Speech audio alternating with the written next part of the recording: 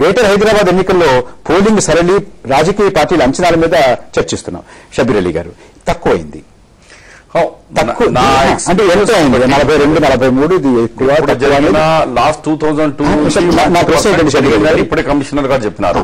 నా ప్రశ్న ఏంటంటే దీనివల్ల ఎవరికి ఎక్కువ ప్రయోజనం ఉంటుంది? నా ఎక్స్పీరియన్స్ కు నేను ఒక 5 assembly elections and municipal elections కొన్ని నేనే స్వయంగా కొట్లాడినాను, కొన్ని కొట్లాడిపించాను. కాబట్టి నాకున్న అనుభవం ప్రకారంగా నా వ్యక్తిగతంగా ఏమందంటే ఎప్పుడు కూడా రూలింగ్ పార్టీ ఉన్న వాళ్లకు ఇది తక్కువ వచ్చినప్పుడు బెనిఫిట్ ఎక్కువ ఉంటుంది. అంటే వ్యతిరేకత రాలేదు అనుకుంటారా మీరు? నెగటివ్ ఉన్న చోట పోలింగ్ పర్సంటేజ్ ఎప్పుడు కూడా బాగా అవుతుంది. గవర్నమెంట్ వ్యతిరేకంగా ఉన్నప్పుడు పర్సంటేజ్ ఆఫ్ ది పోలింగ్ చాలా బాగా అవుతుంది. అది ఎప్పుడు కూడా అది ఉంది. మేబీ ఒకసారి అంచనా తారుమారు కూడా కావచ్చు. కానీ నా అంచనా ప్రకారం, నా వ్యక్తిగతంగా అంచనా ఏంటంటే కాంగ్రెస్ పార్టీకి చాలా బెనిఫిట్ వచ్చి దీనివల్ల ఈ జరిగిన ఎలక్షన్ లో కాంగ్రెస్ స్వింగ్ చాలా భారీ, మేము అంచనా కంటే ఎక్కువ సీట్లు వస్తున్నాయి. కానీ మీరు చెప్పే దాంట్లో ఒక్కసారి అటువైపు చూస్తే అంటే 42-43% పోలైంది. మీరేమంటున్నారు? ప్రభుత్వానికి వ్యతిరేకంగా ఉన్న వాళ్ళు రానందువల్ల పోలింగ్ తక్కువైంది అంటే దగ్గర దగ్గర 60-63% ప్రజలు. కానీ కాదు ఏంటండి, ఎంత పర్సెంట్ టౌన్స్ లో మీరు ఇప్పుడే చెప్తున్నారు కదా, ఇన్ని ఎలక్షన్ జరిగినా ఎప్పుడు కూడా 42 కంటే పెరగలేదు. ఈసారి ఎక్కువ 1-2% పెరిగింది. నంబర్ 1. నంబర్ 2, మొన్న జరిగిన హైదరాబాద్ లో ఈ అసెంబ్లీ జనరల్ ఎలక్షన్స్ లో కూడా 56%. ఆ పర్సెంట్ కి మీరు టాలీ చేయండి. కానీ మీరు 100 గంట తీసుకుపోతారు. 100 ఎక్కడ కాదు, 100 అయితే పోలింగ్ అవుతుంది. 100 ఎవరు అనుకోలేదు, 100 అయితే పోలింగ్ అవుతుంది. షబీర్ అలీ గారు, తెలుగుదేశం పార్టీ నాయకులు శ్రీ ఎర్రబెల్లి దయాకర్రావు మనతో ఫోన్ లైన్ లో మాట్లాడడానికి అందుబాటులోకి వచ్చారు. దయాకర్రావు గారు నమస్కారం అండి. దయాకర్రావు గారు, దయాకర్రావు గారు, చాలా తక్కువ పోలింగ్ అయింది. ఒకటి, దీని కారణాలు ఏమిటి అనేది మీ పార్టీ ఏం విశ్లేషిస్తోంది? రెండవది, దీనివల్ల ఎవరికి ప్రయోజనం? మీకు బాగుంటుంది అనుకుంటారా? మీ అంచనా ఏమిటి? ఎక్కువ పోలింగ్ అయితే తెలుగుదేశం పార్టీకి లాభం దొరుకుతుందండి. తక్కువ పోలింగ్ అయితే కొంత మాకు నష్టం జరగవచ్చు అనేది మాకు అనుమానం. ఒకటి, పోలింగ్ తక్కువ కారణం అది కొంత ఈ డబ్బు పంపిణీ విచ్చలవిడిగా ఈ రౌడీలు తిరగటం, బెదిరింపులు జరగటం, కాలనీ మన అపార్ట్మెంట్స్ నుంచి కూడా ఎవరు కూడా ఓటర్స్ ముందుకు రాకపోవడం, కొన్ని దిక్కులు కావాలని లాఠీ చార్జ్ చేయడం, ఇవన్నీ కూడా కొంత కాంగ్రెస్ పార్టీ కొంత ప్లాన్ ప్రకారం చేసినట్టు అనిపిస్తున్నదండి మాకు. అంటే ఇందాక మీరు చెప్పింది అంటే తక్కువ పోలింగ్ అయితే కాస్త ఎంతో అంతో తెలుగుదేశం పార్టీకి నష్టం వచ్చేటువంటి అవకాశం ఉందని అన్నారు కదా. అంటే ఇందాక షబీర్ అలీ గారు మాట్లాడితే ఇక్కడ షబీర్ అలీ గారు ఏమంటారంటే పాలక పక్షానికి అనుకూలంగా ఉన్నప్పుడు పోలింగ్ శాతం ఎంతో అంత తక్కువగానే ఉంటుంది అని అన్నారు. అంటే ప్రభుత్వానికి వ్యతిరేకంగా ఓటు వస్తుందంటేనే చాలా ఎక్కువ సంఖ్యలో ఓట్లు వస్తారని అన్నారు. అంటే దీని అర్థం ఫలితాలు మీకు ఇవాళ మనం నిర్ణయించుకోవచ్చా? ఫలితాలు మీకు ఎంతో అంతో వ్యతిరేకంగానే ఉంటాయని. ఇప్పుడు ఒక్కటి చెప్పాలంటే ఎడ్యుకేటర్స్ దాదాపు తెలుగుదేశం పార్టీకి ఎక్కువ వేసే అవకాశాలు ఉన్నాయండి. అంటే ఎడ్యుకేటర్స్ కానీ, అపార్ట్మెంట్స్ లో ఉండే వాళ్ళు కానీ, వీళ్ళందరూ కూడా తెలుగుదేశం పార్టీ కొంత ఫేవర్ గా ఓటేసే అవకాశం ఉండేదండి. అవన్నీ ఓటింగ్ అంతా కూడా మాకు నష్టం జరిగిందనేది మేము క్లియర్ గా అనుకుంటున్నాం. మిమ్మల్ని గెలిపించాలని నిజంగా అనుకుంటే వచ్చి ఉండేవారు కదా దయాకర్రావు గారు. అంటే కొద్దిగా ఈ భయప్రాంతం సృష్టించిందండి. కొన్ని దిక్కుల మంత్రులు తిరుగుడు, ఎమ్మెల్యేలు తిరుగుడు, కొంత న్యూసెన్స్ వీళ్ళు చేశారండి. మంత్రులు భయపడతారా? భయపడతారు కదండి. ఎందుకైనా మంచిది, మనకెందుకు న్యూసెన్స్? మంత్రుల ముందట, ఎమ్మెల్యేల ముందట మనం వ్యతిరేకంగా ఎందుకు పోవాలి? రెండోది, పోలీసులు లాఠీ చార్జ్ కూడా అక్కడిక్కడ చేయించారండి. అది కూడా మాకు నష్టం జరిగిందండి. మొత్తం మీద మీ అంచనా ఏమిటి? తెలుగుదేశం పార్టీకి మెజార్టీ సీట్లు వస్తాయి. మేము పెద్ద పార్టీగా ఉండే అవకాశం మాదే ఉన్నదండి. ఇప్పుడు కాంగ్రెస్ ఎంఏఎం కంటే ఎక్కువ సీట్లు మాకు వస్తాయి, దాంట్లో అనుమానం ఏం లేదు. కాదు మేము 100 వస్తాయని అనుకున్నాం, 100, 90, 100 దానికి వస్తాయని అనుకున్నాం. అంత రాకపోవచ్చు, తగ్గొచ్చు అనేదే మా ఆలోచన. మీరైతే కాంగ్రెస్ పార్టీ కన్నా ఎక్కువ వస్తాయనేటువంటి అంచనాలోనే ఉన్నారు. ఇప్పటికి కూడా కాంగ్రెస్ పార్టీ కంటే ఎక్కువ వస్తాయని మాకు దయాకర్రావు గారు మాతో మాట్లాడినందుకు ధన్యవాదాలు. Thank you. లక్ష్మణ్ గారు, ఇప్పుడు ఇద్దరి వారి సంభాషణ చూసిన తర్వాత నైతికంగా దయాకర్రావు గారు తెలుగుదేశం ఓటమికి వారు అంగీకరిస్తున్నట్టుగా తెలుస్తా ఉన్నది. అంటే చాలా మంది చెప్పకనే చెప్తా ఉన్నారు.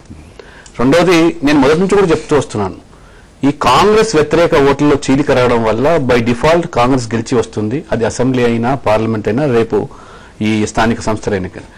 కాంగ్రెస్ వ్యతిరేకత ఉన్నటువంటి ఓటర్లలో ఈ ప్రతిపక్ష పార్టీలు చాలా కొత్తగా వచ్చినటువంటి పార్టీలు కూడా కొద్ది గొప్ప ఓటు రాబట్టుకోవడం వల్ల కాంగ్రెస్ మీద వ్యతిరేకత ఉంది. కానీ కొత్త పార్టీలు ఏదో కొత్తగా ఏదో చెప్తున్నాయనేటువంటిది ఒక దీని మాత్రం మోజు పట్ల ఓటు వేయడం జరుగుతుంది. దానివల్ల ఇవాళ వారు చెప్పినట్టుగా అసలు తక్కువ పడ్డాయి. ఆ తక్కువ పడిన దాంట్లో కాంగ్రెస్ కి వ్యతిరేకంగా ఉన్నటువంటివేమో చీలిపోతా ఉన్నాయి. ఇప్పుడు వారు చెప్పారు 42%. నిజంగా వ్యతిరేకత ఉన్నట్టయితే చాలా మంది ఓటు వేసేవాళ్ళని. వ్యతిరేకత ఉన్నటువంటి వాళ్ళు దాదాపు 60 భయపడి రాలేదంటున్నారు దయాకర్రావు గారు. నిజం అంటారా? దయాకర్ గారు మాట్లాడడానికి ఏమాత్రం కూడా వారికి నైతిక హక్కు లేదండి. ఉందా ఏమన్నా? ఇవాళ వారు సంపన్నులు, చదువుకున్న వాళ్ళు, వారందరూ కనుక వచ్చి తప్పకుండా తెలుగుదేశం పార్టీకి సమర్థించేవారు, కానీ వాళ్ళు రాలేదని అంటున్నారు. అది వాస్తవం కాదండి. ఒక క్షణం లక్ష్మణ్ గారు, తెలుగుదేశం పార్టీ నాయకులు తుమ్మల నాగేశ్వరరావు గారు కూడా మనతో ఫోన్ లో మాట్లాడడానికి అందుబాటులోకి వచ్చారు. నాగేశ్వరరావు గారు నమస్కారం అండి. నమస్కారం ప్రభాకర్ గారు. నాగేశ్వరరావు గారు, ఇంత తక్కువ అవ్వడానికి కారణం ఏంటి? ఒక విశ్లేషణ. రెండవది, దీనివల్ల మీకు నష్టం జరిగే అవకాశం, ఆ ప్రమాదం ఏమైనా ఉందా? అవునండి, మీకు హైదరాబాద్ నగరంలో ఏ పోలింగ్ చూసినా కూడా 52% ఎక్కువ దాటలేదండి. గత ఎన్నికల్లో కూడా ఈ రకమైనటువంటి పరిస్థితి హైదరాబాద్ నగరంలో ఉంది. పట్టణ ప్రాంతాల్లో కొంచెం, జిల్లా కేంద్రాల్లో కూడా కొంచెం తగ్గుతూ ఉండేది.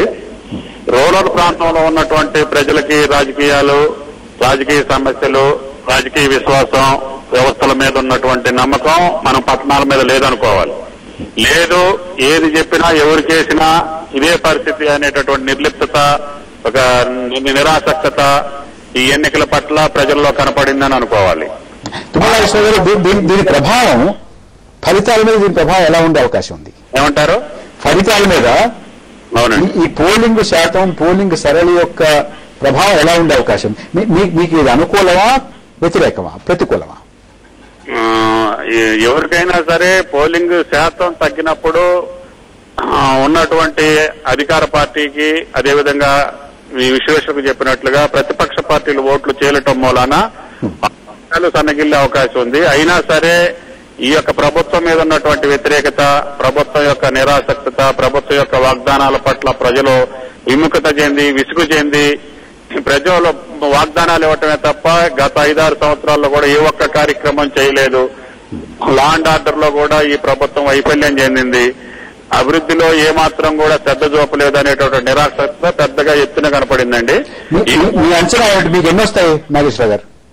మాకు అన్ని రాజకీయ పార్టీల కంటే మెజారిటీ స్థానాలు తెలుగుదేశం పార్టీ కైవసం చేసుకుంటుంది. కాంగ్రెస్ కన్నా మీకు ఎక్కువ వస్తాయా? రావాలండి. ముఖ్యమంత్రిగా చేత రాజీనామా చేయిస్తారా? అది మేము అడగలేదండి ఆయన్ని. మేము ఓబులాపురం సంబంధించినటువంటి ప్రక్రియ మీద చర్యలు తీసుకోమంటే ఆయన గారు దీనికి లింక్ పెట్టుకున్నాడు. ఆ లింక్ ఆయన మెడగబడ్డా కూడా ఆశ్చర్యం లేదు. నాగేశ్వరరావు గారు మాతో మాట్లాడినందుకు ధన్యవాదాలు. శ్రవణ్ గారు, ఇది ఎవరికి అనుకూలంగా ఉండే అవకాశం ఉంది? నాకు తెలిసి ఇంతకుముందు చెప్పినట్టుగా అన్ని పార్టీల వాళ్ళు కూడా ఆలోచించవలసిన విషయం. ఎందుకంటే తక్కువ పర్సెంటేజ్ అనేటువంటి అన్ని పార్టీల వాళ్ళు కూడా ఎఫెక్ట్ అయ్యే విషయం ఉంది. కాకపోతే 2 ప్రధాన పార్టీలు, తెలుగుదేశం తర్వాత కాంగ్రెస్, అధికారంలో ఉన్నటువంటి కాంగ్రెస్ ఉన్నటువంటి యాంటీ ఇన్కంబెన్సీ ఫ్యాక్టర్ కావచ్చు, తెలుగుదేశం పార్టీ యొక్క వాళ్ళపై ఉన్నటువంటి విశ్వసనీయత కావచ్చు, ఇవన్నిటి కూడా ఏంటంటే తప్పనిసరిగా కొత్త పార్టీలకు తప్పనిసరిగా ప్రాతినిధ్యం ఎక్కువగా వచ్చేటువంటి అవకాశం ఉందని చెప్పని మేము భావిస్తాము. మరి చెప్పండి.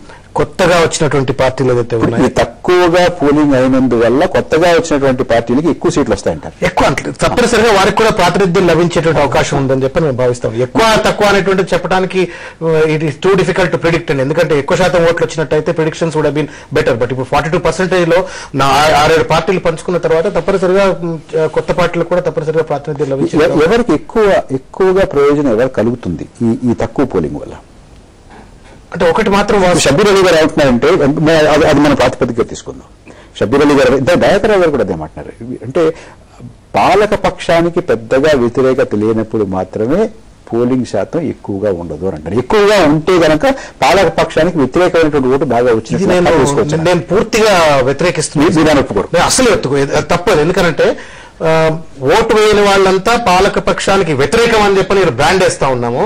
రెండోది సమస్యలు లేనటువంటి వాళ్ళే ఓట్లకు రాలేదని చెప్పని ఏదైతే ప్రజలను మనం బ్లేమ్ చేస్తా ఉన్నామో ఇది తప్పుడు అని చెప్పి నేను భావిస్తా ఉన్నాను. అంటే మీరు రెండు విశ్లేషించడం అంత తీవ్రంగా మీరు చెప్పకండి. బ్లేమ్ ఎవరు చేస్తారు అన్నాం కదా సార్ ప్రాక్టీస్. సమస్య లేని వాళ్ళు ఓట్లు వేయరు, లేకపోతే పాలక పక్షానికి వ్యతిరేకంగా ఉన్న వాళ్ళు ఓట్లేయరు అనేటువంటిది అవుతుందో. అంటే ఇప్పుడు దౌర్భాగ్యం ఏంటంటే అండి, 1 కోటి మంది ఉన్నటువంటి ఒక జనాభాలో 55 లక్షల మంది మాత్రమే ఓటర్లు. ఆ 55 లక్షల మందిలో 20 లక్షల మంది మాత్రమే ఓటర్లు వేసి ఈ ప్రభుత్వాన్ని నడుపుతున్న పరిస్థితిలో అది ఇంతమంది ఎందుకు ఓటర్లు ఉత్సాహంగా లేరని చెప్పి ఒక బాధ్యతతో ఆలోచించాల్సింది పోయి మాకు ఓటు వేయని వాళ్ళు, మాపై వ్యతిరేకత ఉన్న వాళ్ళు, లేకపోతే సమస్య లేని వాళ్ళు అన్నట్టు ఇంటర్ప్రిటేషన్ ఏదైతుందో దీన్ని నేను పర్సనల్ గా అయితే నేను ఎన్ని గెలుచుకుంటారు అనేటువంటిది నేను తప్పనిసరిగా మేము పోటీ చేసినటువంటి 64 స్థానాల్లో చాలా స్ట్రాంగ్ గా ఫైట్ ఇచ్చాము. మేము దాంట్లో మెజారిటీ స్థానాల్లో మాకు తప్పనిసరిగా కూడా విజయం లభిస్తుంది అనేటువంటి నమ్మకంతో మేము ఉన్నాము. కాకపోతే కాంగ్రెస్ తెలుగుదేశం పార్టీల వాళ్ళు ఇష్టం వచ్చినట్టు డబ్బు పంచినారు, మద్యం పంచినారు, ఓట్లు కొన్నారు. ఎన్ని చేసినప్పటికీ కూడా ప్రజలు కొద్దిగా గొప్ప మార్పు కోరుకున్నారు. శ్రవణ్ గారు, ఓటర్లు ప్రజలు హైదరాబాద్, గ్రేటర్ హైదరాబాద్ నగర ప్రజలు మద్యానికి డబ్బులకి అమ్ముడుపోతారా? నేను అదే అంటున్నానండి. అమ్ముడు పోయి ఒకవేళ అదే కనుక అనేటైతే కాంగ్రెస్ తెలుగుదేశం తప్ప వేరే పార్టీ ఏది రాదుగా. ఎందుకంటే 1000 రూపాయలు 500 రూపాయల ఓటు తెలుగుదేశం కొనగలిగితే 1000 రూపాయల ఓటు కాంగ్రెస్ కొనగలిగే పరిస్థితి ఉంది. అయినప్పటికీ నేను చెప్తున్నాను ఏంటంటే కొత్త పార్టీలు వచ్చినట్టు వాళ్ళు, చిన్న పార్టీలు అనుకునేటువంటి వాళ్ళు కూడా తప్పనిసరిగా ప్రాతినిధ్యం లభిస్తుంది అని అంటే వీళ్ళు పెట్టినటువంటి తాయిలాలకు ప్రజలు మారిపడలేదని చెప్పి మీరు బాగా ఎక్కువ మీరు పోటీ చేసినటువంటి వాటిలో బాగా గెలుచుకునేటువంటి మీకు అవిశ్వాసం ఉంది. అందరికన్నా ఎక్కువ స్థానాలు మీ అంచనా ప్రకారం ఒక విశ్లేషకుడిగా, ఒక రాజకీయ విశ్లేషకుడిగా అందరికన్నా ఎక్కువ స్థానాలు ఎవరికి వచ్చే అవకాశం ఉంది? అది నేను ఇప్పుడు చెప్పలేనండి. కాకపోతే అధికారంలో ఉన్నటువంటి పార్టీకి ఆ ఎడ్జ్ అనేటువంటిది కంపల్సరీగా ఉంటుంది. ఎందుకంటే ఈరోజు పోలీస్ యంత్రాంగం మొత్తం అధికార పార్టీ పక్షాన పనిచేసింది. ఎలక్షన్ కమిషన్, ఎన్నికల అధికారులు కూడా దాదాపు గుద్దేసుకున్నారా జరిగిందండి. అది కూడా మీరు చెప్పండి. ఓల్డ్ సిటీలో ఎక్కడైనా ఓట్లు వేయించారా? మీరు చూడండి, మీరు మీ టీవీలోనే చూపెట్టారు. అసదుద్దీన్ ఓవైసీ గారు మోటార్ సైకిల్ మీద తిరుగుతూ ఉన్నారు. మొత్తం ఆయన చూసి ఎవరైనా బయటకు వచ్చి ఓట్లు వేసే పరిస్థితి ఉంటుందా? షబీర్ అలీజీ ఇది అంటే ఇది సభ్యుడు ఒక పార్లమెంట్ ఎంపీ తిరిగి ఓట్లు వేయమని చెప్తే అది తప్పు అంటున్నారు.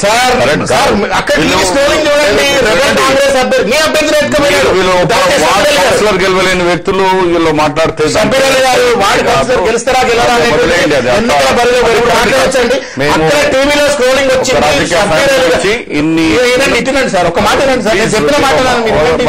మీకు అవకాశం ఆయన ఇచ్చిన గారు మీ కాంగ్రెస్ పార్టీ అభ్యర్థిని, రెబల్ అభ్యర్థిని, మీ పార్టీలో ఇంతకుముందు ఉన్నటువంటి అభ్యర్థిని ఎత్తుకుపోయారని అక్కడ స్కోరింగ్ లో వస్తుంది కావచ్చు.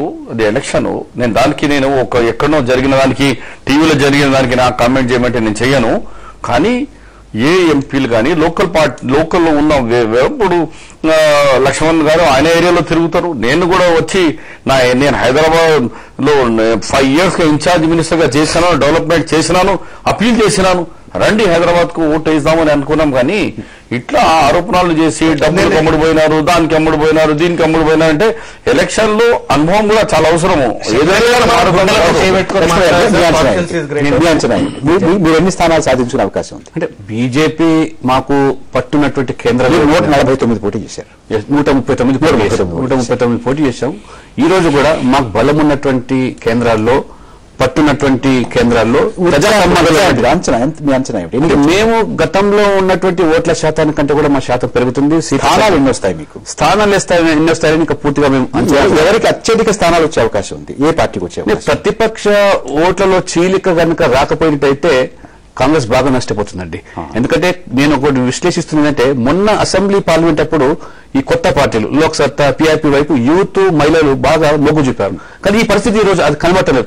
వీళ్ళు కూడా అదే కోవలోకి చెందినారు, వీళ్ళలో కూడా కొత్తదనం లేదనేటువంటి ఒక అసంతృప్తి వాళ్ళు కూడా కలుగుతున్నారు. ఇప్పటికీ కూడా మీ దృష్టిలో ఇంకా ఫలితం అస్పష్టంగానే ఉందనండి. ఎగ్జాక్ట్లీ ఉమామహేశ్వరరావు గారు, ఈ స్థానిక సంస్థల ఎన్నికల్లో ఇందాక షబీర్ అలీ గారు వీరు అన్నారు, అంటే వ్యతిరేకత ఎక్కువగా ఉండనప్పుడు ఇలాంటి వస్తుంది. కానీ శాసనసభ ఎన్నికలకి దీనికి పెద్ద తేడా ఉంది. ఏంటంటే శాసనసభ ఎన్నికలలో గన ఓపెన్ ఫైట్ టు ఫినిష్ ఈ ప్రభుత్వాన్ని ఉంచాలా పంపించాలా అనేటువంటి ఒక నిర్ణయాత్మక శక్తిగా వచ్చి వేస్తారు దాంట్లో.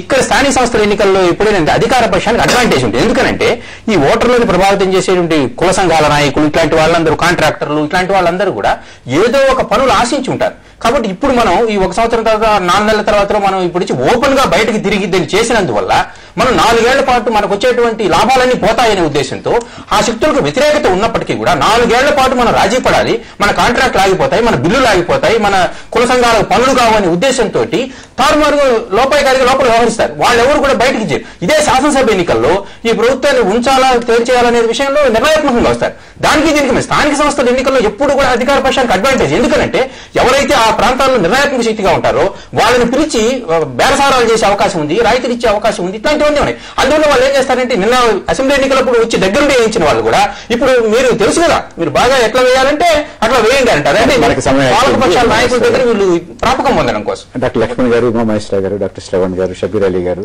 మా స్టూడియోకి వచ్చి మీ విలువైన సమయాన్ని చర్చలో పాల్గొనడానికి కేటాయించినందుకు మీకు ధన్యవాదాలు. అలాగే మనతో ప్రత్యక్ష ప్రసారం ద్వారా మాట్లాడిన లోక్సత్తా అధ్యక్షులు డాక్టర్ జయప్రకాష్ నారాయణ్, మన జిహెచ్ఎంసీ ప్రత్యేక ఎన్నికల అధికారి శ్రీ కృష్ణబాబు, వీరిద్దరికీ కూడా కృతజ్ఞతలు. అలాగే మనతో ఫోన్ లైన్ లో అందుబాటులోకి వచ్చి మనతో మాట్లాడినటువంటి ఎర్రబెల్లి దయాకర్ రావు గారు, తుమ్మల నాగేశ్వరరావు గారికి వారికి కూడా ధన్యవాదాలు. నమస్తే.